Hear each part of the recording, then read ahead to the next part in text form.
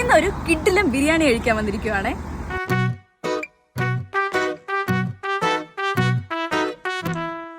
ബിരിയാണി കഴിക്കാൻ വേണ്ടി ഞങ്ങൾ ഹോസ്പിറ്റലിലൊന്നും അല്ല കേട്ടോ പോയത്. ഇതൊരു ബിരിയാണിയുടെയും കപ്പെടുത്ത കഥയും കൂടിയിട്ടാണ്. എല്ലാം കൂടി ഒരുമിച്ച് പറയാം. നല്ലൊരു കിലോ ബിരിയാണി കഴിക്കണം എന്ന ആഗ്രഹവുമായി ഞാനും എൻ്റെ ചേച്ചിയും ഇന്ന് പോയത് അമ്പലമുക്കിലെ ഹാത്ത് കിലോ ബിരിയാണിയിലാണ്.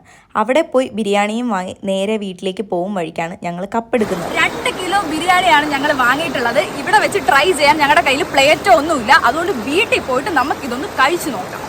വീട്ടിൽ പോയി ആസ്വദിച്ച് കഴിക്കാം എന്ന് കരുതി ഇറങ്ങുമ്പോഴേ അമ്മയോട് ഇലയൊക്കെ വെട്ടി വെച്ചേക്കണേ എന്ന് പറഞ്ഞിട്ടുണ്ടായിരുന്നു. 150 രൂപയ്ക്ക് അത്യാവശ്യം നല്ല ക്വാണ്ടിറ്റിയിൽ മുട്ടയും 4-5 പീസ് ചിക്കനും പപ്പടവും അച്ചാറും ഒക്കെ ആയിട്ട് 2-3 പേർക്ക് വയറ് നിറയെ കഴിക്കാൻ പറ്റുന്ന ഒരു കിടിലൻ ബിരിയാണി. ഈ ഒരു ഷോപ്പിൽ ടേക്ക് അവേ മാത്രമേ ഉള്ളൂ. അപ്പോൾ ബിരിയാണിക്കൊക്കെ വരുവാണെങ്കിൽ കുറച്ച് നേരത്തെ വന്നാലേ സാധനം കിട്ടത്തുള്ളൂ. എപ്പോൾ നോക്കിയാലും ഭയങ്കര തിരക്കുമാണ്.